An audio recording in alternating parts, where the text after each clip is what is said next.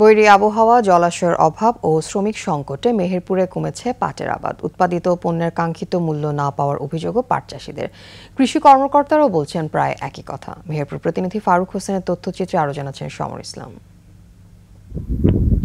বাতাসে দোল খাচ্ছে পাটের সবুজ ডগা। এ দৃশ্যের বিস্তৃতি ক্রমেই ছোট হয়ে আসছে মেহেরপুরে। জেলায় জেআরও, বিজিআরআই, তোষাপাট ৮, ভারতীয় কৃষি কল্যাণ, মহারাষ্ট্র ও চাকা জাতের পাট আবাদ করে থাকেন চাষিরা। তারা জানান, বিঘা প্রতি জমিতে পাট চাষে খরচ হয় ১৫ থেকে ১৮ হাজার টাকা।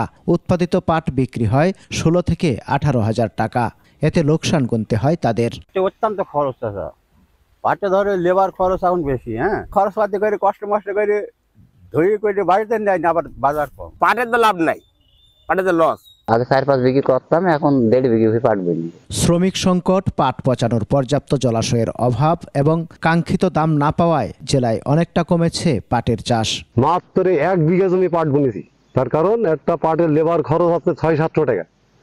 সে পাট ধুতে নেয় হলো ৫০০ টাকা কেজি। একটা লিভারের দাম ৬০০-৭০০ টাকা, লিভার পাওয়া যাচ্ছে না।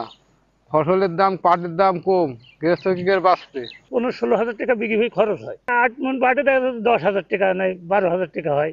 অতি দেখা যাচ্ছে লস হয়ে যাচ্ছে ৪-৫ হাজার। তীব্র তাপদাহ ও অনাবৃষ্টির কারণে কৃষকরা সময় মতো পাটের বীজ বপন করতে পারেনি বলে জানায় কৃষি বিভাগ। এক মৌসুমে পাটের আমাদের লক্ষ্যমাত্রা ছিল ২২,০০০ হেক্টর, আমাদের অ্যাচিভমেন্ট হয়েছে ১৬,৬৩০ হেক্টর।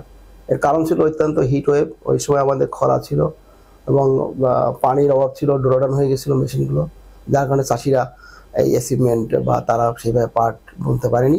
মেহেরপুরে চলতি মৌসুমে ২২,০০০ হেক্টর জমিতে লক্ষ্যমাত্রা ধরা হলেও পাট চাষ হয়েছে ১৬,৬৩০ হেক্টর জমিতে। সমর ইসলাম, ২১ টেলিভিশন।